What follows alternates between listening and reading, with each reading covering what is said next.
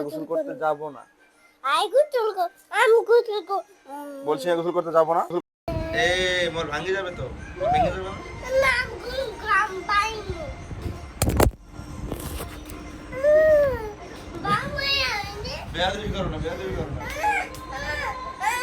এই যে মাহিম বেয়াদব, নাম্বার 1 মাহিম বেয়াদব।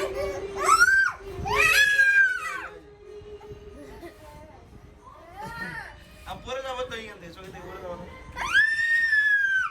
কাটে থেকে পরে যাবো ধাপ করে। আর গোসল করবো না আজকে, যাও।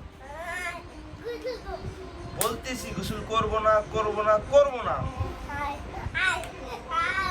আই কি? হ্যাঁ?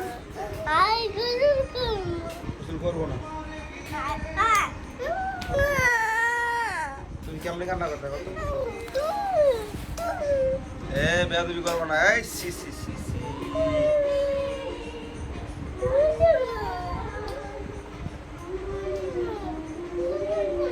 এদিকে এসে গান গাও তো, দিকে আসো। শুনো তো, একটা গান গাও তো। গাও গাও, গান গাও।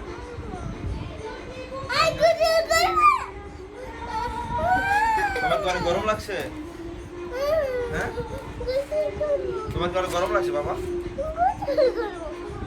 বলো, তোমার কি অনেক গরম লাগছে? সি সি, এগুলো কি করছো? দেখো তো, এটা কি করছো এগুলা?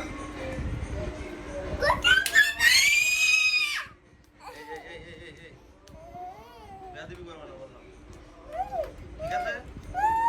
আজান দিছে, আসর আজান দিছে। হ্যাঁ, আসর আজান তো দেয়নি এখন। বল, আসর আজান দেয়নি তো এখন বাবা। আজান দে, তারপর আমরা শুরু করবো না। পচা ছেলে কেমনে কান্দে রে। এই যে বেয়াদবি করবো না।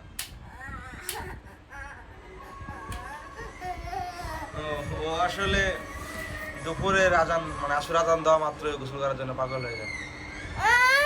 দুপুরের আজান দেওয়া মাত্রই গোসল করার জন্য পাগল হয়ে যায়। নিয়ে যাচ্ছি না, এই কারণে কান্নাকাটি করতেছে।